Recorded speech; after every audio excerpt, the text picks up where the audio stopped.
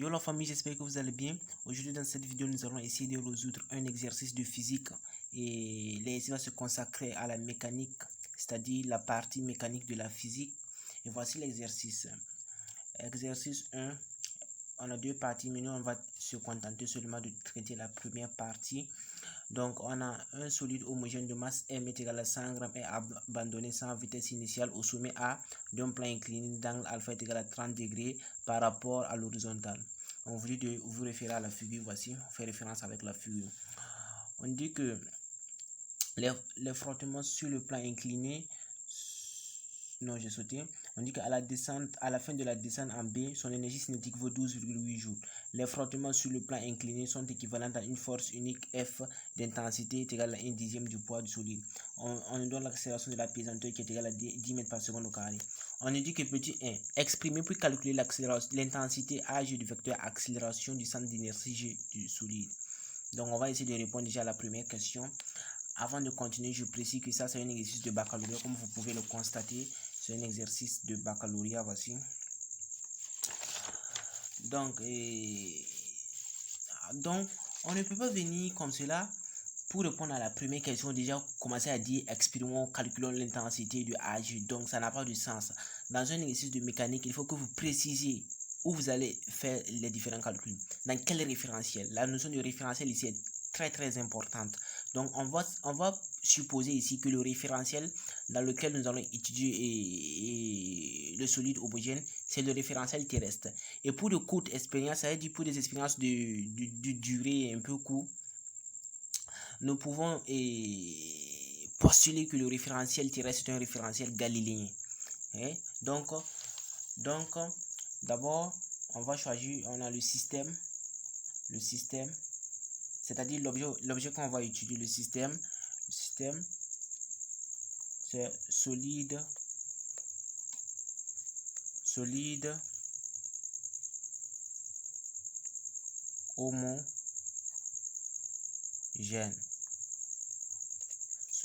homogène. Maintenant, le référentiel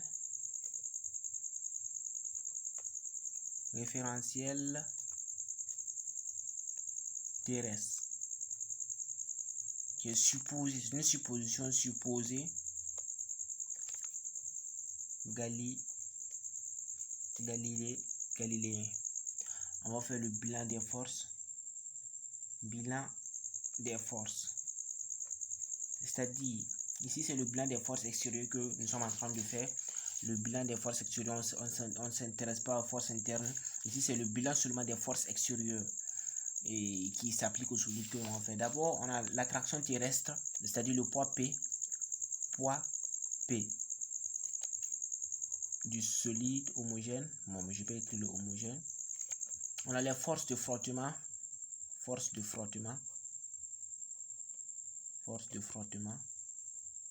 n'est-ce pas? Et on a la réaction du support, la réaction R du support.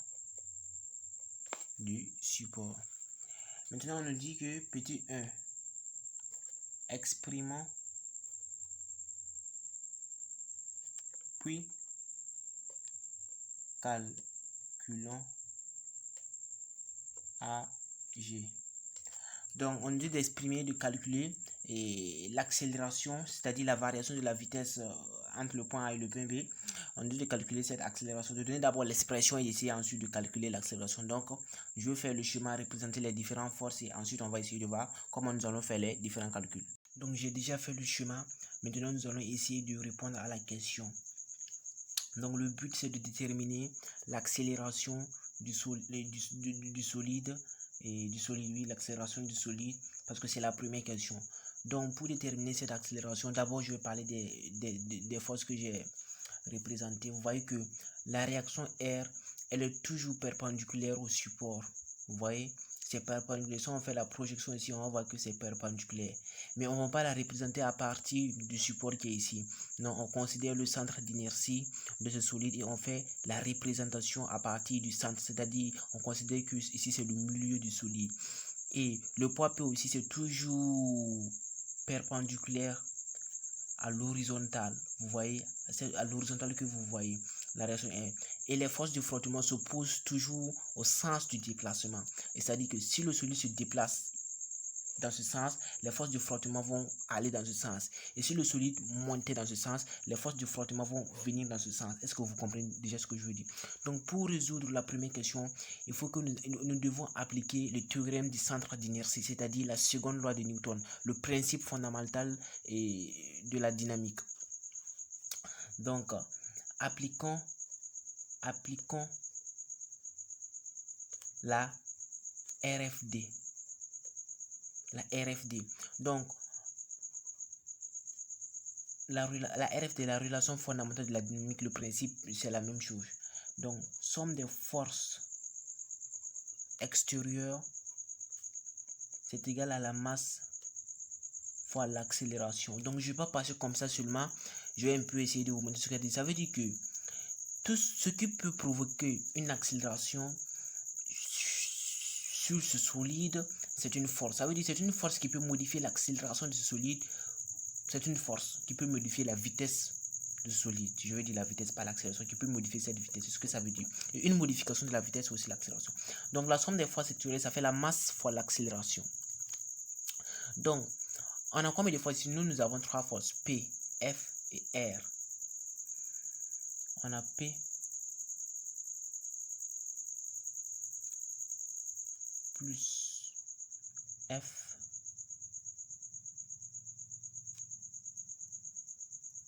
plus, il y a quelque chose que j'ai oublié de ne pas préciser ici, c'est que ici, ça va correspondre à la, ici, on va avoir la réaction normale.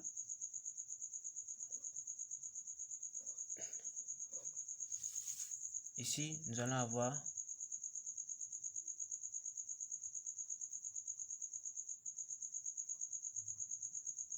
R.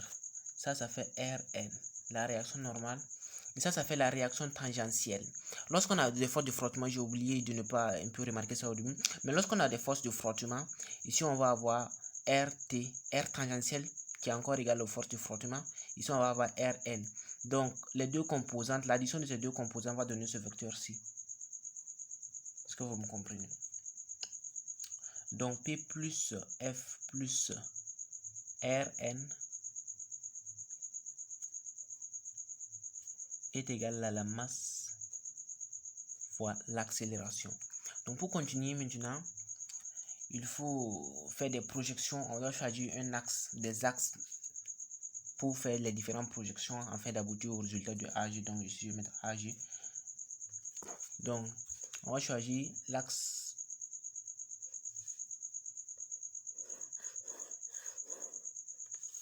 bon, j'ai pas un peu fait. Donc ici on a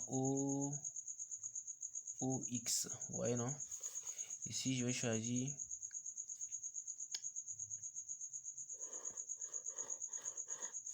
j'espère que vous voyez ce que je fais. Ça correspond à Y. Donc nous allons essayer maintenant de faire les projections. Donc et de faire les différents calculs. Donc nous allons faire la projection suivant OX. Donc on a OX.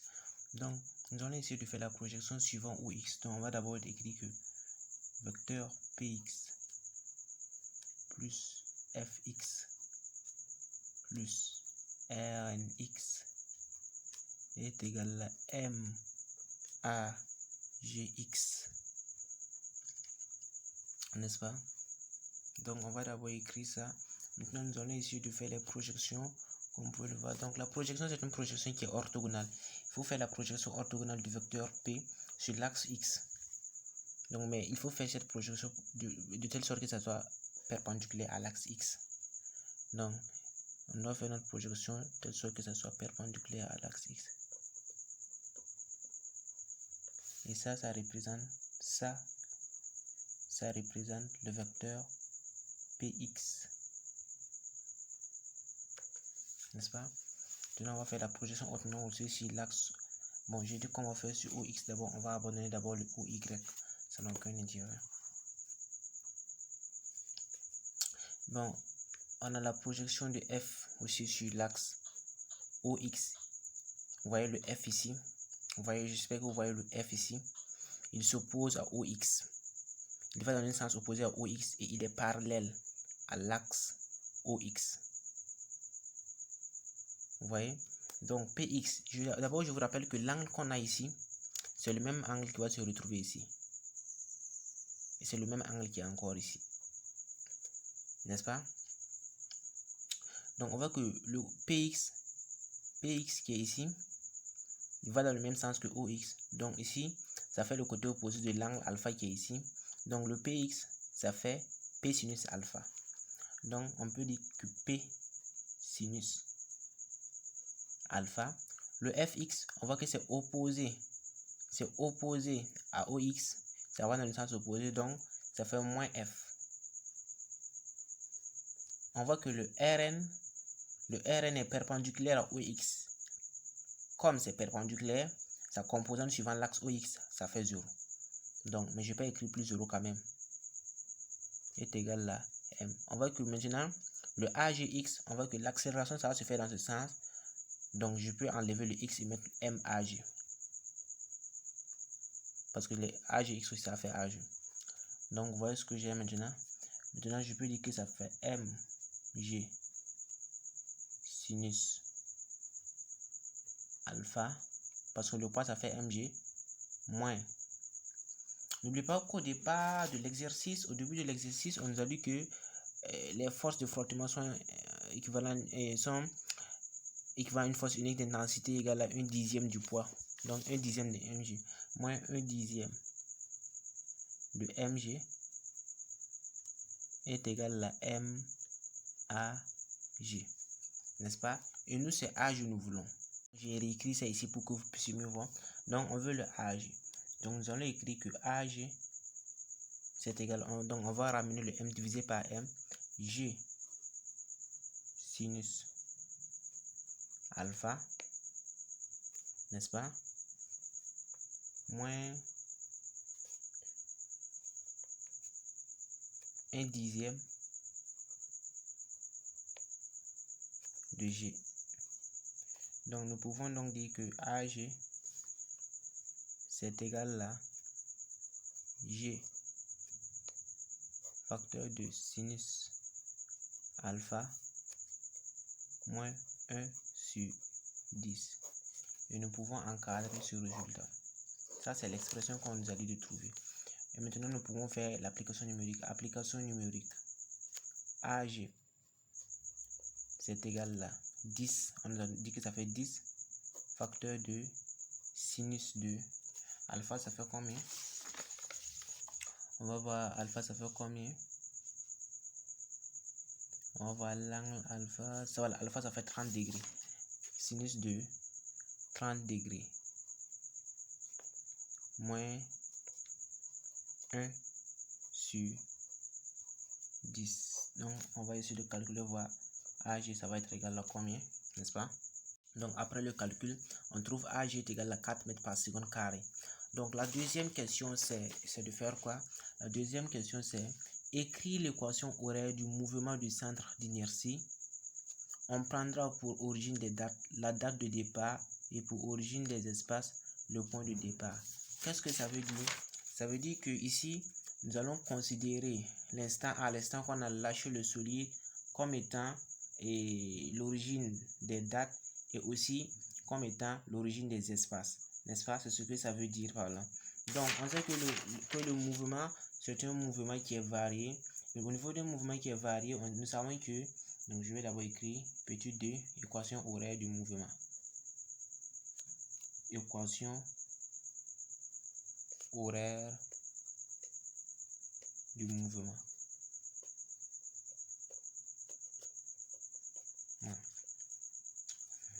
Donc, nous savons qu'au niveau d'un mouvement qui est électrouniformément varié, on a x de t qui est égal à 1/2 de AT carré. Et ici, notre x de t, ça va être égal à 1/2 de AGT carré. Donc, ça va être égal à 1/2 de 4t au carré. 4 divisé par 2, ça fait 2. Donc, ça fait 2t carré. Donc, notre x de t va être égal à 2t carré. Donc, ça, c'est l'équation horaire du mouvement de notre solide homogène. Et on nous dit de calculer la durée du mouvement. Donc, petit 3, calculons la durée. Donc, je peux écrire du mouvement. On nous dit de calculer la durée. Donc, on nous dit ici maintenant de déterminer, calculer la durée du mouvement, de déterminer la durée du mouvement. Et rappelez-vous qu'on avait écrit que x de t c'est égal à 2t carré, n'est-ce pas? Et nous savons aussi que au point B, lorsque le solide va arriver au point B, il va posséder une énergie cinétique qui vaut 12,8 joules. Donc on doit un peu mettre l'énergie cinétique dans notre calcul. Et nous savons aussi que l'énergie cinétique en fonction du temps, c'est égal à 1 demi de mv carré en fonction du temps, n'est-ce pas? Et nous savons, qu'est-ce que nous savons encore? Nous savons que la vitesse en fonction du temps, c'est la dérivée de la position en fonction du temps, n'est-ce pas? Donc, si on dérive cette position, nous allons obtenir la vitesse. Donc, la dérivée de t carré, ça fait 2t, n'est-ce pas? Donc, ici, nous allons avoir 4t. Donc, on aura la vitesse qui fait 4t. Donc, l'énergie cinétique en fonction du temps va être égale à 1 demi de la masse multiplié ici par 4t, le tout au carré. N'est-ce pas? Donc, ça sera égal à, ici, nous allons avoir 4 au carré qui fait 16. Donc, on peut écrire ça comme étant ici, on va avoir le 16 ici. 16 divisé par 2, ça fait 8. Donc, on va y mettre 8 mt carré. J'espère que vous comprenez, parce que ici, on va avoir 16. Le 16, on va avoir 16 avec t carré. Et le 16, je peux l'amener ici. Et 16 divisé par 2, ça fait 8. Donc, 8 mt carré. Donc, ça fait 8 fois la masse de l'objet qui vaut 100 grammes. En physique, on convertit en kg, ça fait 0,1 kg multiplié par le temps carré. J'espère que vous comprenez ce qu'on s'en. Donc, EC de t c'est égal à 0,8t carré. Et on nous dit que au point B, l'énergie cinétique va être égale à 12,8 joules. Donc, on va donc écrire que le 0,8t carré, c'est égal à 12,8. Et donc, t, ça va être égal à racine de 12,8 sur 0,8. Et nous allons essayer de calculer. Voilà, nous trouvons t égal à 4 secondes. Donc, à t égale à 4 secondes, le solide va arriver au point B. Ça veut dire la durée du trajet, ça fait 4 secondes. Mais maintenant, la toute dernière question, c'est petit 4. Calculer la distance d parcourue en appliquant le théorème de l'énergie cinétique. Donc, petit 4. Calculons la distance d. Donc, on va appliquer le théorème de l'énergie cinétique entre le point A et le point B, n'est-ce pas? Nous savons que le théorème de l'énergie cinétique nous dit que delta E, c'est la variation de l'énergie cinétique, ça fait la somme des travaux des forces extérieures, n'est-ce pas? Donc, 1 demi. Et pour calculer, on utilise final moins initial. Final moins initial. C'est ce que nous devons utiliser. Donc 1 demi de mv carré b moins 1 demi de mv carré a, c'est égal à travail du poids P plus travail de force de frottement plus travail de Rn. C'est-à-dire la réaction normale qu'on avait mis au départ, n'est-ce pas? La réaction qu'on avait mis au départ. Donc maintenant, la réaction normale. Maintenant, on a dit que est abandonné sans vitesse initiale. Ça veut dire que on lâche le solide. On ne donne pas une impulsion initiale. On va laisser le solide partir comme ça sans aucune vitesse initiale. Est-ce que vous comprenez? Donc ça fait 0. Donc 1 demi de mv carré b est égal à maintenant le travail du poids. Nous devons aller chercher le travail du poids. Donc nous allons chercher le travail du poids. Vous voyez, le solide a quitté le point A pour venir au point B. Donc il a pas le travail du poids ne dépend, c'est pas cette distance que l'on considère. Le travail, on parle de l'auteur, on parle de l'altitude que le poids a effectué. Donc il a quitté ZA ici pour venir à ZB. Donc on va considérer cette hauteur-ci. On va appeler ça H. H. Sinon, on a l'angle. Donc nous voulons H. Donc le poids n'effectue pas un travail résistant ici, il accompagne le mouvement, donc on va pas effectuer un signe négatif devant l'expression mgh, parce que le travail d'une force, ça fait c'est un produit scalaire, ça fait le vecteur f scalaire, le vecteur déplacement, donc ça fait f fois l fois cosinus de f l, n'est-ce pas? Donc mais maintenant nous on sait que